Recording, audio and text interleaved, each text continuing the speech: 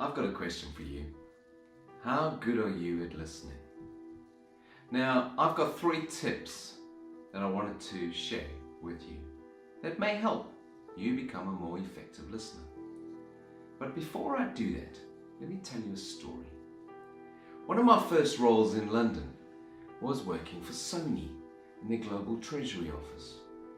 And one particular day I had to go and meet with a very senior Japanese manager to explain an issue.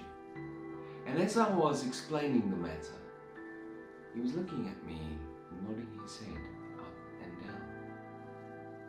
And I went on to run through a proposal for a solution. And again he continued to look at me, nodding his head up and down. So I thought, he agrees.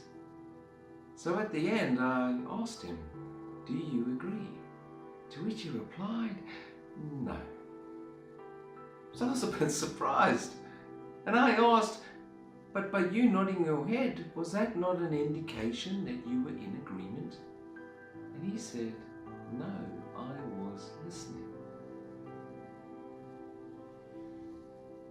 You know, I've gone back to that day many times, and it still amazes me how that manager was able to be in the total moment of listening.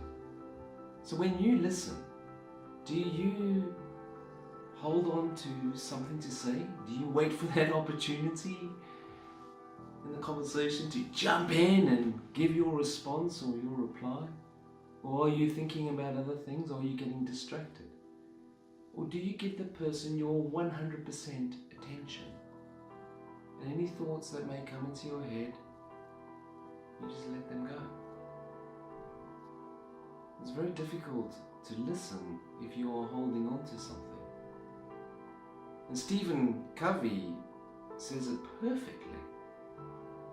Many of us do not listen with the intent to understand. We listen with the intent to reply. So what can we do? How can we become a better listener? Well, here are my 3 tips. Number 1, practice listening. Spend 3 to 5 minutes a day, time on your own, whether it's at home, whether it's commuting on the way into work, whether it's at the office. Just spend that time listening to all the sounds around you. And anything that may come into your head that is a distraction, just let it go. Number 2, when you are having that conversation and you are listening, make sure there are no distractions around, including the ones inside your head.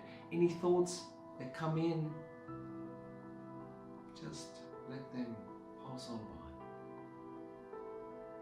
Now, number 3, you may think, well, actually that's great, but I do need to sometimes write things down. You will. So if a really good idea does come into your head, or you hear something and you want to make a note of it, just write down a couple of words, maybe even a picture, and then you can return back to the conversation. Now, before I go, I want to leave you with this thought.